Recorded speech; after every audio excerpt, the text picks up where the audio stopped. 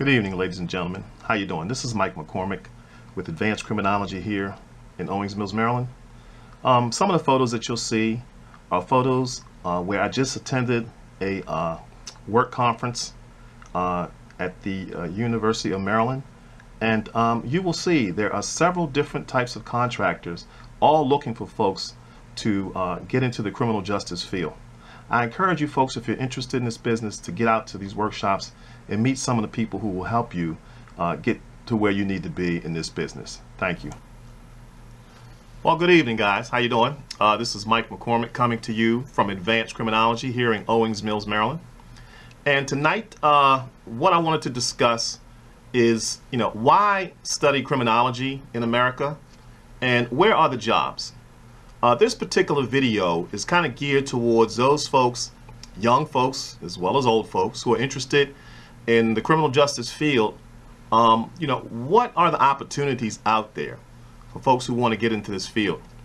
I decided to do this video this evening because I've been asked several questions by some of our online respondents, as well as folks who I meet and greet every day in the local area of where we are. And I'm often asked about the criminal justice field, and I often tell them it's one thing to, if you're going to be an expert in something, you got to go to school for the most part. And I don't care if that's turn a screw in a engine, or I don't care if that's changing somebody's toilet. Those folks had to go to some type of school, trade school, to learn their craft. Criminal justice is no different. And so when you talk about the three components of the criminal justice system, you're talking about police, you're talking about the court system, and you're talking about corrections in America. Those are the three major components of the criminal justice system. So, a couple things I wanted to point out to you is that we study criminology to encourage what they call critical thinking. And we try to look at what causes crime, and just what our crime prevention, what is out there for us in terms of critically thinking about crime prevention, and coming up with some strategies. Because crime is a phenomenon, there always has to be strategies to deal with and prevent crime. It's just that simple. And this is why I'll refer to the crime problem in Baltimore, because this is really a case study actually on how folks can come together and strategize to reduce crime. And so this is a real life case scenario. But I wanted to present it in a format this evening so that young people who are interested in going to college or universities, who have thought about criminal justice as a way to kind of find out exactly where they could fit in the system. The criminal justice system is huge. I mean, it's very big. There are many opportunities now, particularly now that Homeland Security is a major component now in the law enforcement branch of the criminal justice system. Quite naturally, the court systems and the corrections. All of these are burgeoning fields, certainly that should never be overlooked by young people who are just graduating from four-year institutions, or those who choose to go on to get their master's degrees in criminology, criminal justice, and some other academic fields where your talents and skills can be utilized. Criminology and criminal justice, right now they're looking for a lot of people, particularly young folks, to bring in fresh ideas, if you will, fresh concepts, if you will. And so those are the folks now where, if you really look around the country, a lot of recruiting is going on from major universities, even online universities, for folks to start taking some criminal justice courses. If you guys didn't know, in most of your police academies around the country, young people are required, once they get on the police department, when they go through academy training, to take several college courses. And those courses will be dealing with sociology most often, psychology, kind of your basic courses, English, of course.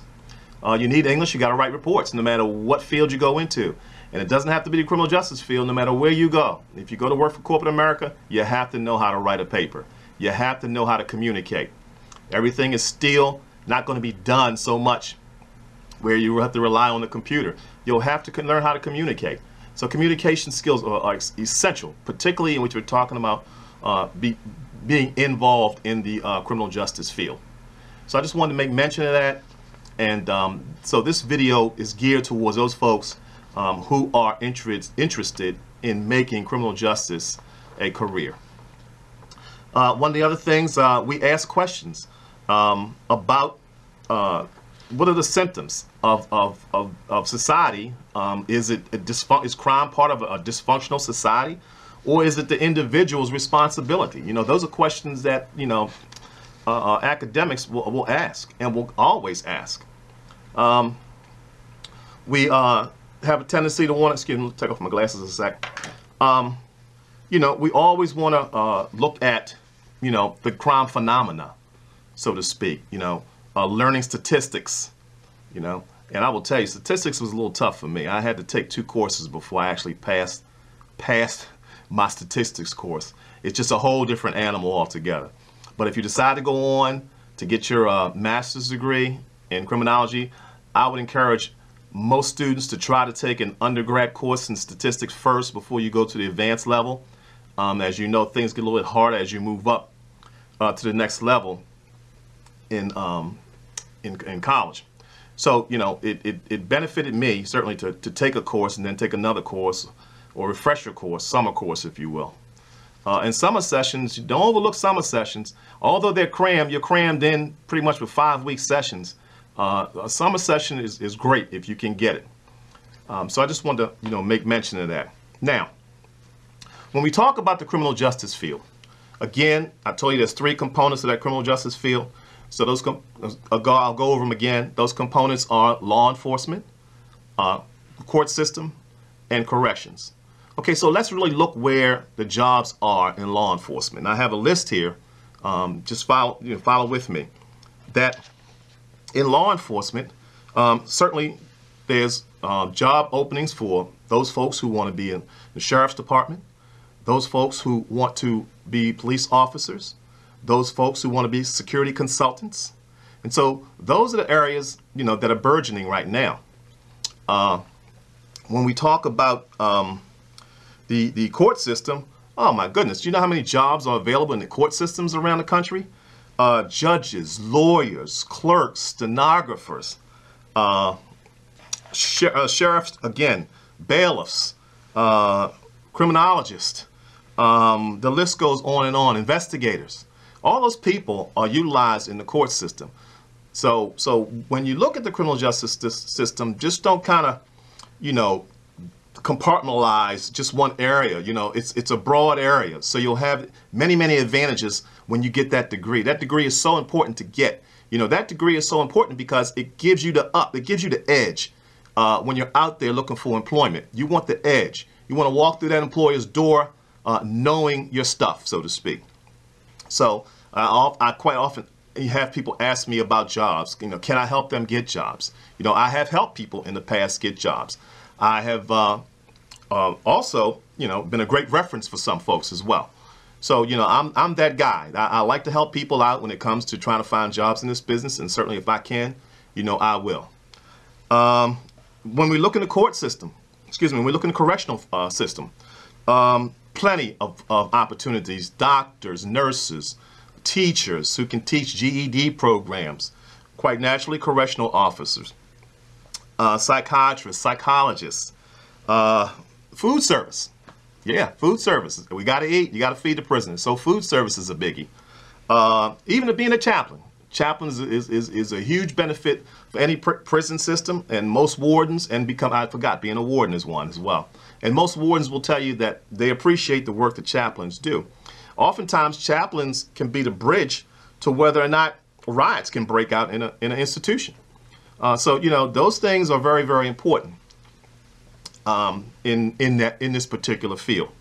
Now, you can probably go online and find out what the salaries are for some of the occupations I've just mentioned, and probably get a better insight in terms of salary. You know, quite naturally, they're always testing in all these fields, so you want to, you know, kind of get refresher tests if you can. They sell some tests. Barron's has a booklet out about testing for law enforcement. But those things are essential. I can't press upon you how. I would say the most important thing in terms of when you're in college is learning how to write. I can't really press upon you the seriousness of learning how to write a paper, learning how to reference papers, learning how to write lucidly, accurately, learning how to put together reports. All of those things I will tell you. You may not say, I used to say the same thing like a lot of people, but why do I have to study this? Why do I have to do this? I'm never going to use this. And all the times that I said that, years later, I was using those same things that I didn't want to use in the beginning when people were making those suggestions back then. So I'm glad along the way I got some sense, as a young man and now an older man, that, yeah, lots of times when folks are telling you that you should get certain credentials in this and you should get certain credentials in that, they're telling you based upon experience. And experience is a great teacher, okay? It's a great teacher. So for all you folks who are freshmen coming into college, universities right now, and you're thinking about criminal justice as a field and a true occupation for yourself and a career, right? Great move. Great move.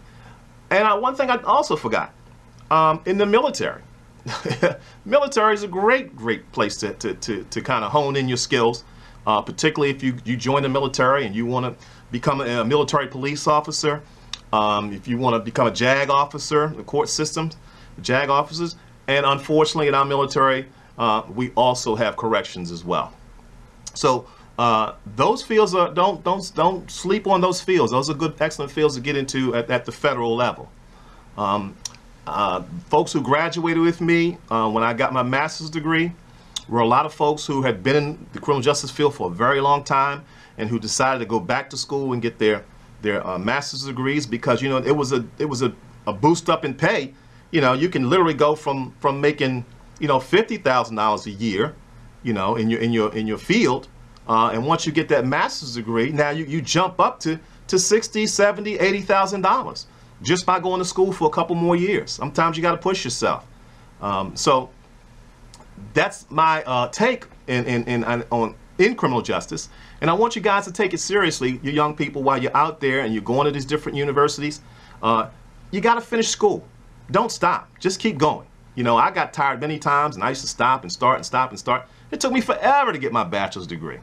And when I look back at it, I always said, I should just went straight through 4 years of school and look where I could be or would be. And well, with my master's degree, once I learned that lesson at the bachelor's degree level, once I decided to go back to school and get my master's degree, I just went straight on through because it was 2.5-year courses I had to take for 36 credits total.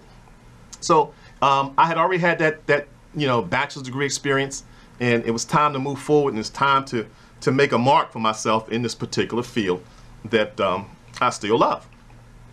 So that's my advice.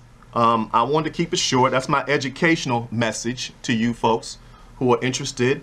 And it's just not, this message is just not for young folks. This message is for those folks who are older, who are still kind of figure their way in terms of, what other job do I need to jump to, before I stay too long somewhere else. This is a great field to be in, and it is an exciting field to be in. And I can't think of a better time to really start thinking about getting into criminal justice. My name is Mike McCormick. I want to thank you guys this evening for your time. As always, leave messages and subscribe to this channel. We appreciate it, and good night.